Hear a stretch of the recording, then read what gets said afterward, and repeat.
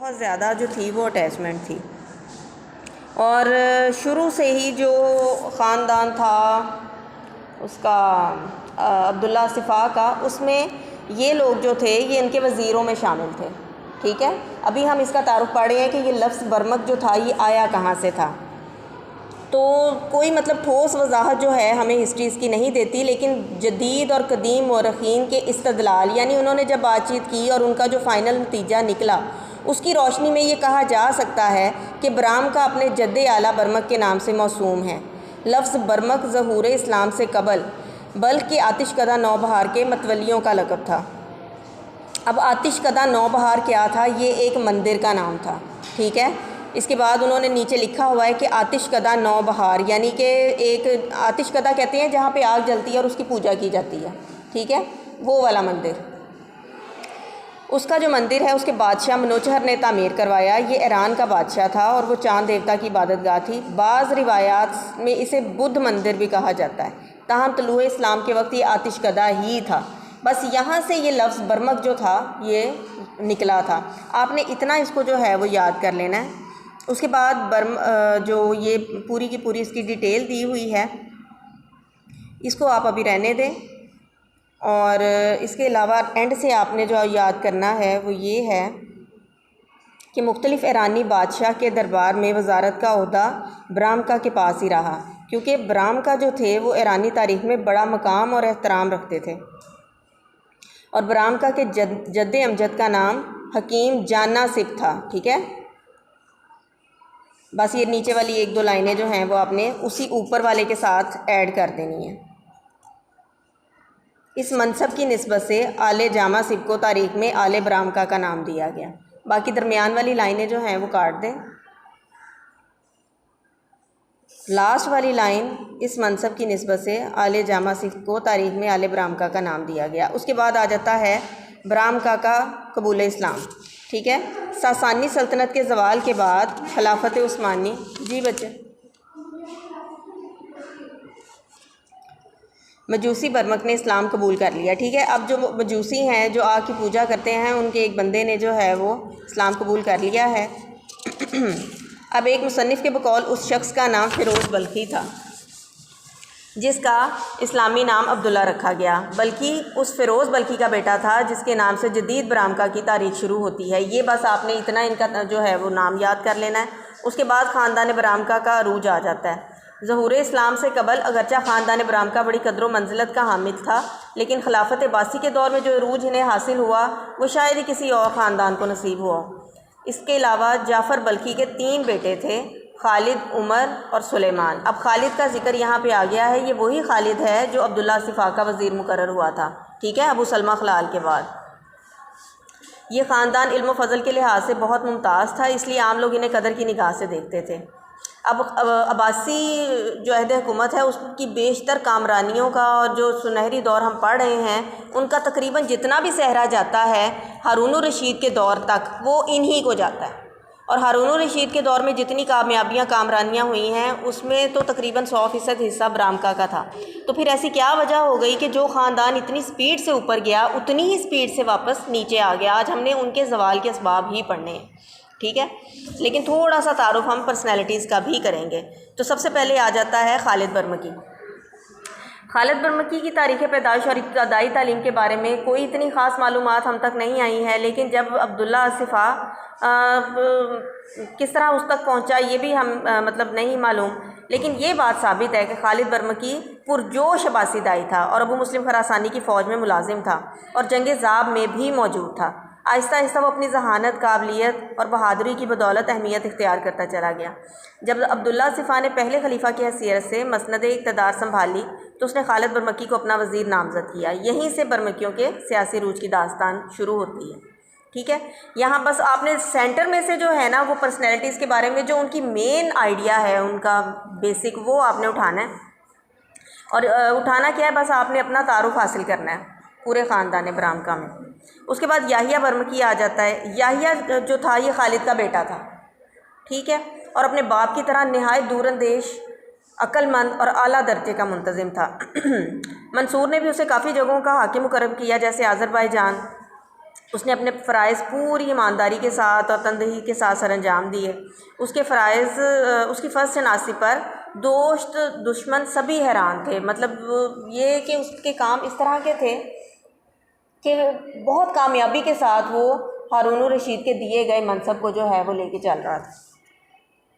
इसके अलावा हारून का अतालीक भी था, ये याहिया की तरबियत ही का नतीजा था कि हारून मुस्तकबिल की ज़िम्मेदारियां संभालने का अहल बन सका। ये वही याहिया है जिसे हारून अब्बा कह के बुलाता था, ठीक है। इसका अतालीक भी था और इसको बाप की हैसियत भी उसने दी हुई थी। हारून ने याहिया की बीवी का दूध भी पिया था, इसलिए हासे फ़ज़ल और हारून रज़ाई भाई भी थे। यहाँ बस उनकी फैमिली की थोड़ी सी आगे स्टोरी आ जाती है। आपने ना ये सारी पढ़नी है, ठीक है। असल जो मेन क्वेश्चन आपका है वो आपका ख़ानदान बरामका के ज़वाल के असबाब है। मैं अभी आपको जो पढ़ा रही हूँ ये जस्ट आपका उनके साथ तारुफ़ है, थोड़ा सा आपका पर्सनैलिटीज़ के साथ तारुफ़ हो जाएगा। उसके बाद फिर आसानी के साथ आप आगे से उनकी जो नाकामी के असबाब हैं वो समझ आ जाएंगे आपको।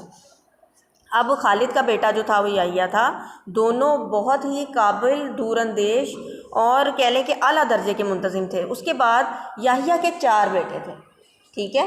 अब खालिद का बेटा याहिया के आगे से 4 बेटे हैं जो बहुत फेमस होंगे। फ़ज़ल और जाफ़र तो हारून रशीद के चूँकि दोस्त हैं, हम उम्र हैं और इनके साथ इसकी दोस्ती बचपन से ही है। जब वो लोग हुकूमत में आ जाएंगे, खलीफा बन जाएगा हारून रशीद, इनको बहुत आला मनसब से नवाजेगा, तो फिर क्या होगा कि ये तमाम चीज़ों के ऊपर अपने इख्तियारात को इस्तेमाल करना शुरू कर देंगे, जो कि इनकी फाश गलती थी।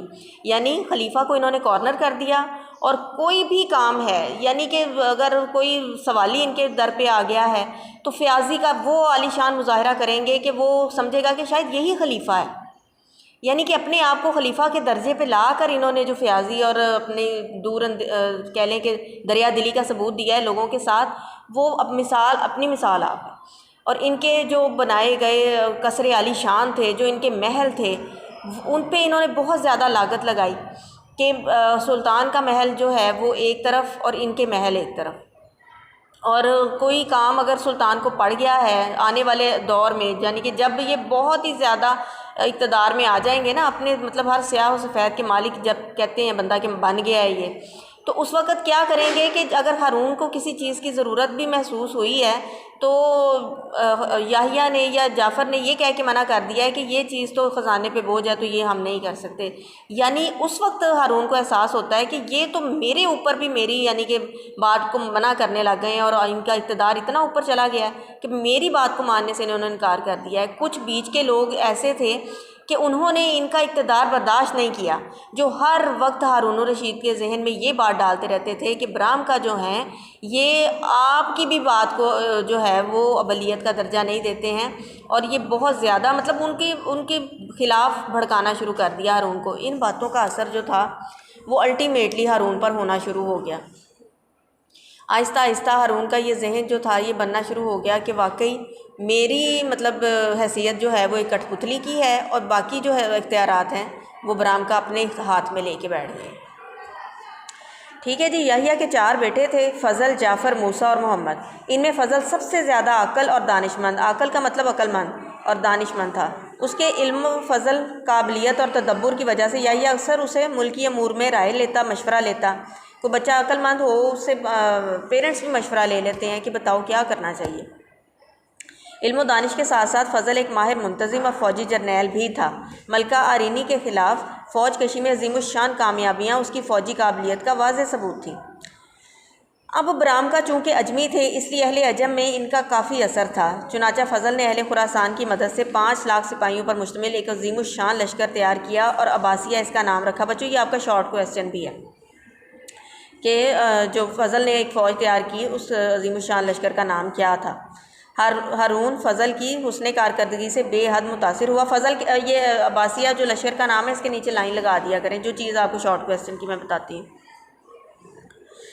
चुनाचा उसे खुरासान की विलायत से वापस बुलाकर दरबार में जगह दी, यानी कि अब उसकी हुस्न कारकर्दगी से इतना मुतासिर है कि उसे अपने पास वापस बुला लिया और अपने खुसूसी मशीरों में शामिल करके शहज़ादा अमीन का तालीक मुकर्रर कर दिया। अब हारून रशीद की शादी जो है वो मलका ज़ुबैदा से हो चुकी है और उसके आगे से 2 बेटे हैं।